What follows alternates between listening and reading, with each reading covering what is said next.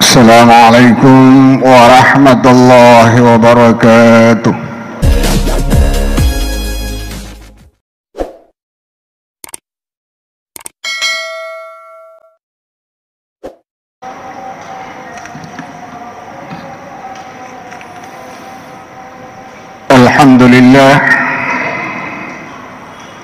الحمد لله الذي خلق الأرض وأرسى فيها من الجبال أوتادا وبنى فوقها سبعا شدادا وجعلها للأنام مبدأ ومعادا. أشهد أن لا إله إلا الله شهادة تنجي قائلها من عذاب أليم، وأشهد أن محمدا عبده ورسوله المبعوث رحمة للعالمين. اللهم صل وسلم على سيدنا محمد وعلى آله وصحبه وسلم تسليما كثيرا. عباد الله، اتقوا الله حق تقاته ولا تموتن إلا وأنتم مسلمون. وقد قال الله تعالى في القرآن الكريم: أعوذ بالله من الشيطان الرجيم، بسم الله الرحمن الرحيم. وأوحى ربك إلى النحل أن اتخذي من الجبال بيوتا ومن الشجر ومما يعرشون ثم كلي من كل الثمرات فاسلكي سبل ربك سللا يخرج من بطونها شراب مختلف ألوانه فيه شفاء للناس إن في ذلك لآية لقوم يتفكرون. صدق الله العظيم وصدق رسول النبي الكريم ونحن على ذلك من الشاهدين الشاكرين. Masyiral muslimin rahimakumullah, pertama-tama marilah kita sama-sama mengucapkan puja syukur terhadap Allah Subhanahu wa taala, di mana pada kesempatan ini kita masih diberi petunjuk atau hidayah dari Allah Subhanahu wa taala sehingga kita bisa melaksanakan kewajiban kita seperti apa yang kita laksanakan sekarang ini. Begitu pula kita kirimkan salawat kepada Nabiullah Muhammad sallallahu alaihi wasallam, Nabi yang membimbing kita untuk menuju keselamatan hidup di dunia, begitu pula untuk mencapai keselamatan hidup di akhirat kelak insyaallah. Jamaah Jumat yang dirahmati oleh Allah Subhanahu wa taala, Allah berfirman di dalam Al-Qur'an, وَلَقَدْ كَرَّمْنَا بَنِي آدَمَ وَحَمَلْنَاهُ فِي الْبَرِّ وَالْبَحْرِ. Sesungguhnya telah diciptakan manusia yang paling mulia di atas bumi, begitu pula di lautan. Berarti manusia yang diciptakan oleh Allah, semua makhluknya, apakah kecil atau besar, tidak ada yang paling mulia manusia itu sendiri. Tetapi namun pun kemuliaan ini bisa juga jatuh dibawa, bahkan lebih dibawa apabila tidak mempergunakan apa yang diberikan oleh Allah Subhanahu wa ta'ala, seperti panca indera, akal pikiran, sehingga kemuliaan manusia sering pula diketemukan yang tidak sesuai dengan kemuliaannya, sehingga Allah memberikan salah satu contoh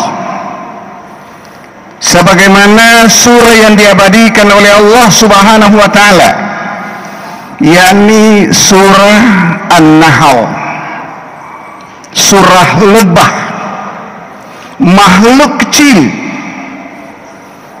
Allah berfirman di dalam Al-Quran, wa auha rabbuka ilan nahli anittakhidhi minal jibali buyuta wa minas syajari wa mimma ya'rishun.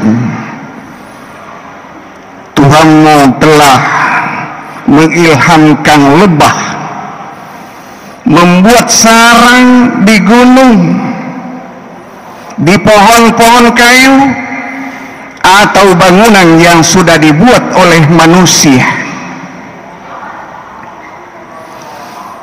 Summa kuli min kulli thamarati fasluki subula rabbiki zulula. Kemudian memakan dari semua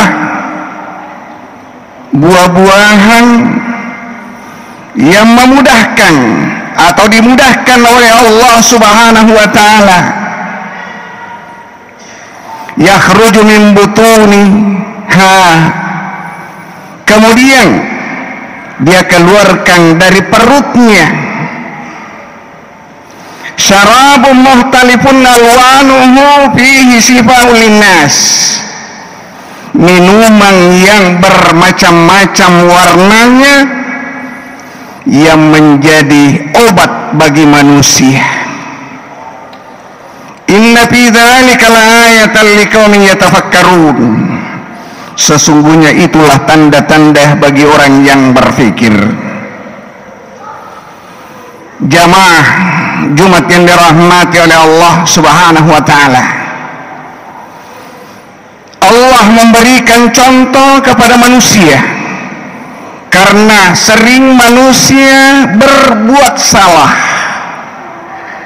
berbuat sewena-wena, tidak sesuai dengan penciptaannya, sehingga Allah memberikan contoh, yakni lebah yang kecil, agar senantiasa mengambil suri tauladan.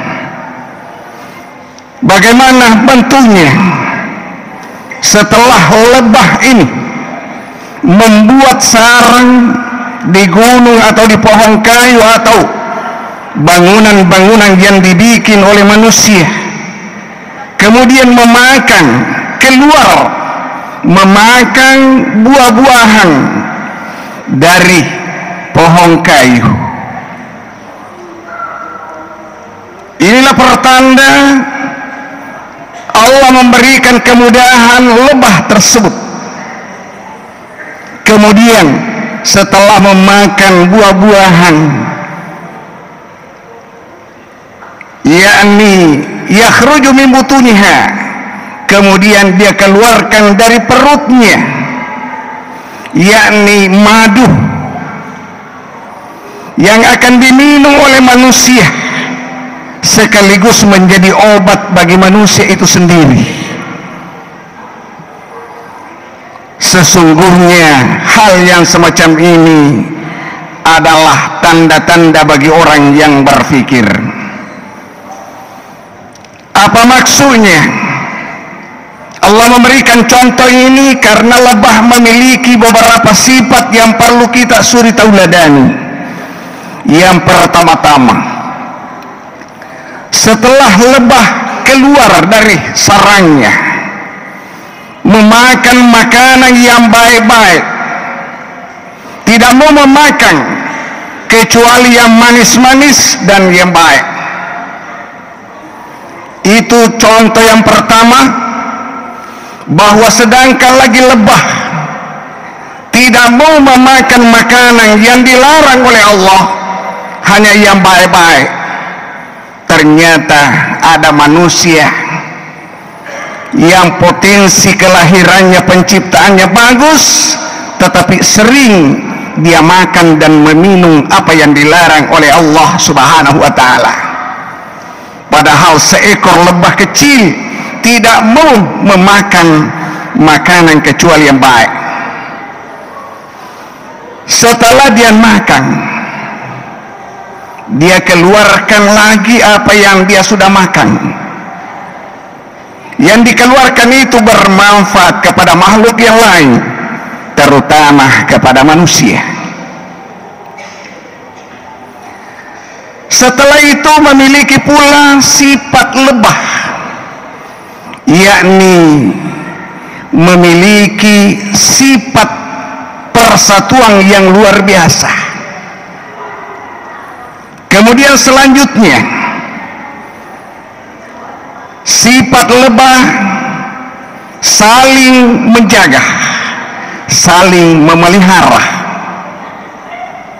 Olehnya itu kita sebagai manusia yang paling mulia hendaknya kita contohi. Yang pertama tadi, lebah tidak mau makan kecuali yang baik-baik. Olehnya itu manusia harus contohi bahwa kita manusia yang punya potensi kelahiran yang paling mulia, juga memang ditentukan oleh Allah, kulu wasyarabu halalan thayyiba, makan dan minum yang halal dan yang bagus.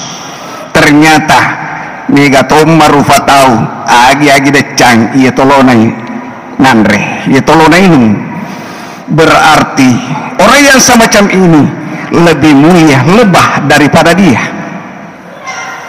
Itu yang pertama. Kemudian sifat lebah, apa yang dia sudah makan dia keluarkan yang bisa bermanfaat kepada makhluk lain termasuk manusia. Salah satu contoh agar senantiasa manusia berpikir, berbuat, dan perbuatannya bisa menjadi suri tauladan kepada sesamanya. Jangan berbuat yang tidak baik.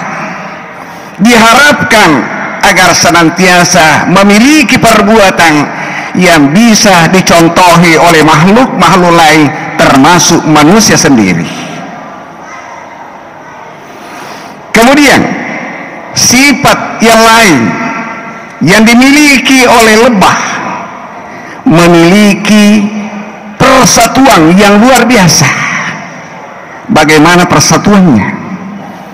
Setelah membuat sarang, apabila ada orang yang akan mengganggu atau makhluk lain yang akan mengganggu, maka bersatu mengerumuni melawan siapa yang akan merusak sarangnya. Olehnya itu manusia juga diharapkan memiliki contoh semacam ini. Apa yang sudah dibuat, apa yang sudah dibangun, apa yang sudah diperoleh agar senantiasa betul-betul dipelihara dan dijaga.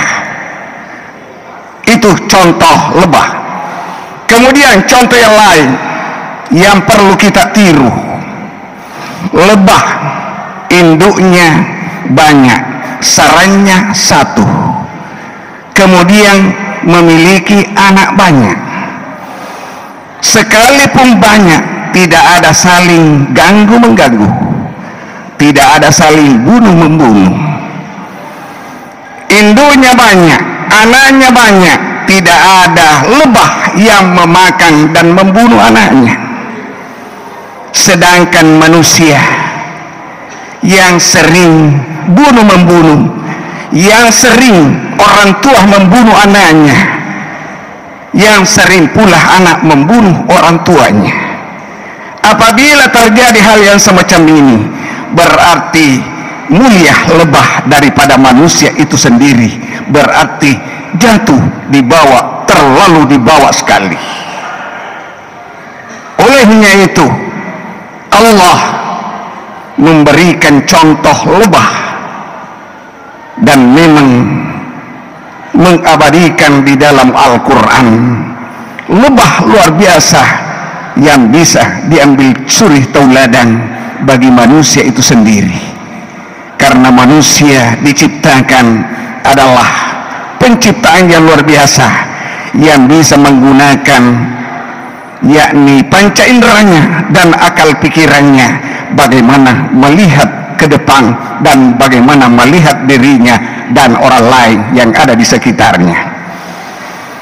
Jamaah Jumat yang dirahmati oleh Allah Subhanahu wa taala, apabila kita sebagai manusia yang termulia mampu mengambil suri tauladan daripada apa yang digambarkan oleh Allah di dalam Al-Quran, yang ini adalah lebah, insya Allah manusia itu bisa selamat dunia, lebih-lebih keselamatan di akhirat kelak insya Allah. Mudah-mudahan apa yang sempat saya sampaikan dalam khutbah yang singkat ini bermanfaat adanya. Barakallahu li wa lakum fil Qur'anil azim wa nafa'ani wa iyyakum fihi minal ayati wa dzikri hakim wa taqabbal minni wa minkum tilawatahu innahu huwal ghafurur rahim.